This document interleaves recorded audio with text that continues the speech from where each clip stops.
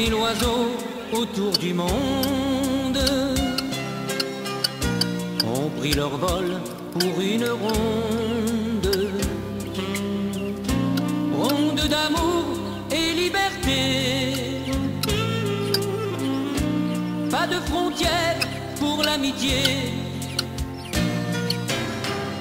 100 000 oiseaux attirent d'elle.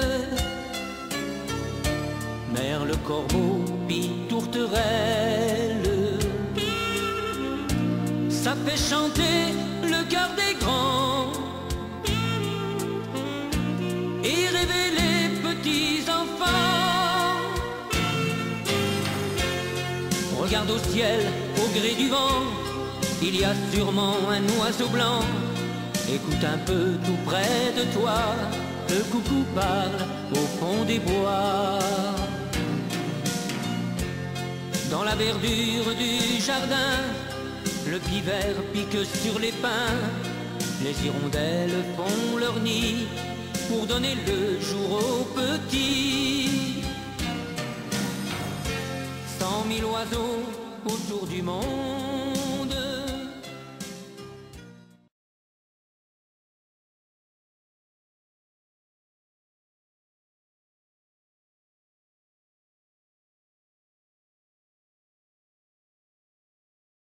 Pour découvrir la vie intime des oiseaux, il n'est pas nécessaire d'aller aux quatre coins du monde à la recherche des plus rares et des plus étranges. Je vais vous emmener à travers mes vidéos, tout d'abord dans mon jardin à Ploufragan et dans quelques coins des Côtes d'Armor, pour éprouver le plaisir à se sentir près de la nature. L'hiver s'est installé. Les oiseaux doivent s'habituer aux rigueurs de la saison.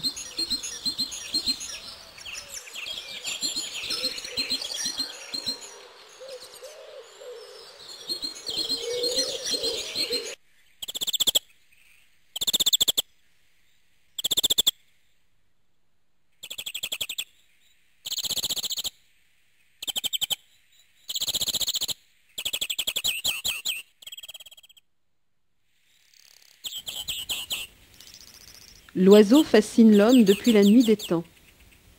Pour ma part, il y a plus de 40 ans que cette fascination s'exerce sur moi, à un point tel qu'avec le temps, elle est devenue une véritable passion.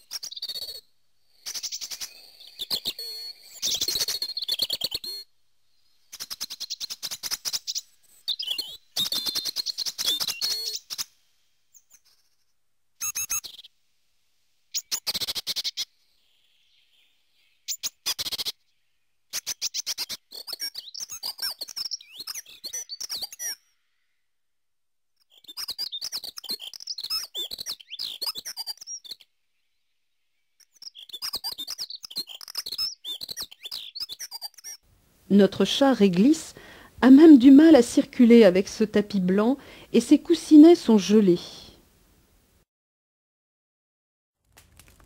Je vais rentrer au chaud près de la cheminée, dans ma boîte à chaussures. Ce n'est pas un temps à mettre un chat dehors.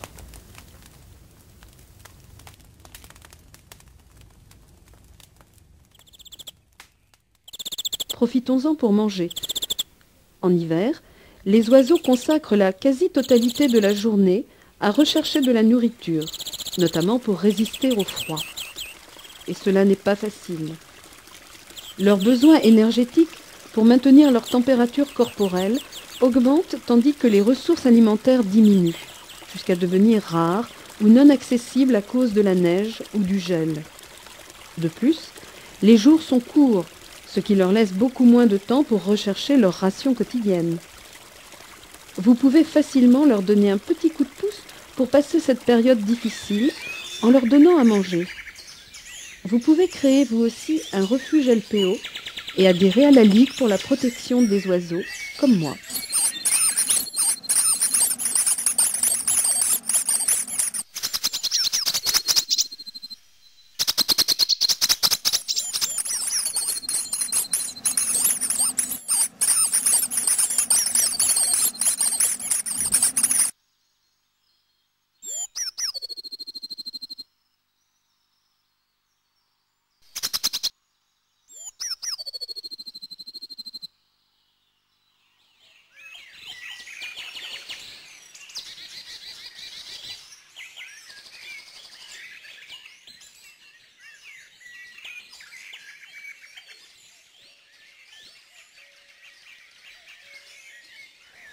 Nous sommes toujours dans le magnifique cadre de Saint-Barthélemy.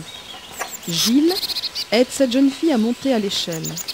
Ce n'est pas facile, mais tout en haut, le spectacle est merveilleux. C'est un couple de citelles torche-peau qui l'a aménagé. Ce sont des oiseaux sédentaires. Ce petit oiseau est trapu, d'un gris ardoisé dessus, roussâtre dessous, un trait noir lui barre l'œil. Peu farouche, elle est pourvue d'un bec droit, plutôt fort. Elle vit dans les bois, forêts, parcs et jardins bien pourvus en grands arbres feuillus. Elle affectionne les vieux chênes. La citelle niche entre 2 et 6 mètres de hauteur, dans un trou d'arbre dont elle a réduit l'entrée avec de la boue pour lui donner le diamètre de sa taille, d'où son nom de torche-peau. Voici 7 petites citelles. Le nid lui-même n'est qu'un pauvre amas de feuilles mortes et de débris d'écorce. Les œufs sont couverts quand la femelle quitte le nid. Au bout de 14 à 15 jours, les œufs éclosent et les oisillons s'envolent 23 à 25 jours plus tard, ce qui est long pour des oiseaux de cette taille. Les citelles quittent rarement leur secteur. Assez bruyantes, elles se détectent facilement en toute saison, surtout au printemps. Elle est aussi acrobate, circulant en tous sens le long des troncs d'arbres, même la tête en bas. Elle se nourrit d'araignées et d'insectes, mais aussi de fruits et de graines, souvent pris au sol, de noix et noisettes calées dans des fentes d'écorce pour les décortiquer.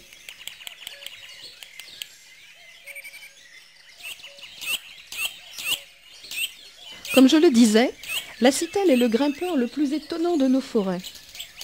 Bien campée sur ses tarses courts, elle progresse à petits bonds, accrochée à l'écorce des troncs, souvent la tête en bas, sans céder de la queue comme les pics, mais grâce à la forte musculature de ses pattes aux griffes acérées.